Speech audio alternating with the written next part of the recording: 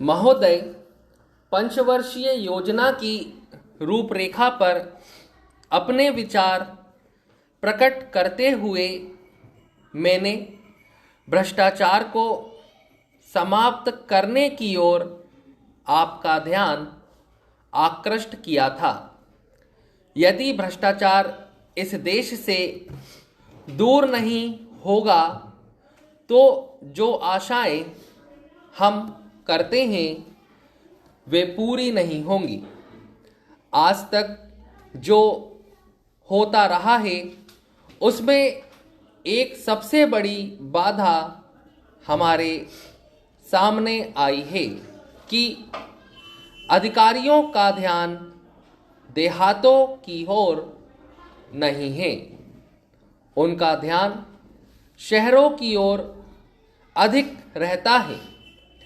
यही कारण है कि 80% आबादी की ओर जो देहातों में रहती है वे ध्यान नहीं दे पाते हैं। मेरा सबसे पहला सुझाव यह है कि आपके अधिकारियों को निश्चित रूप से देहातों में रहना चाहिए। जो हरिजन हैं, आदिवासी हैं, गरीब लोग हैं, उनके बीच में रहना चाहिए, जिससे उनको उसकी समस्याओं का सीधा ज्ञान हो सके।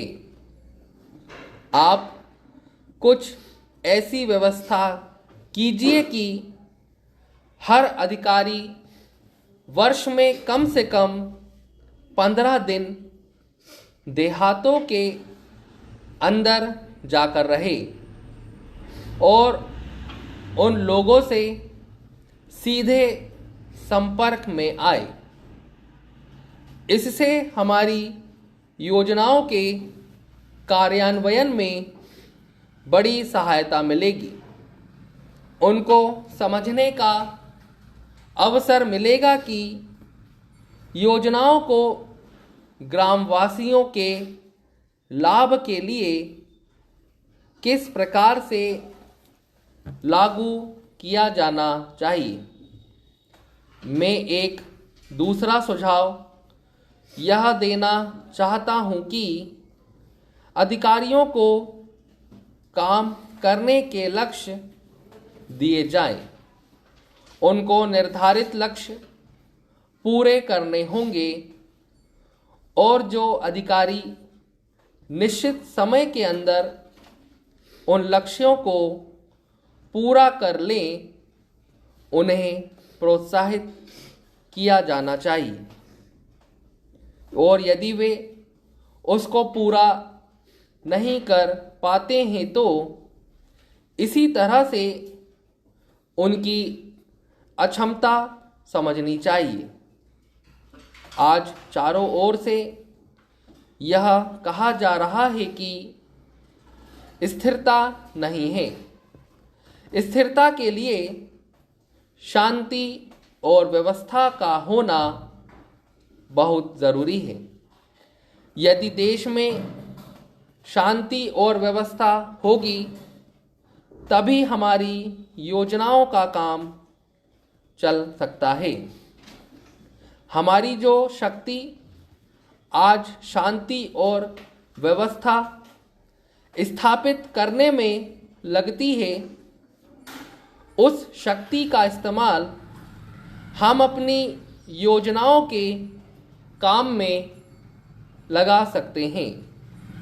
हमारा पिछला अनुभव यह बताता है कि तानाशाही इस देश में नहीं चल सकती और उससे चलने भी नहीं देना चाहिए।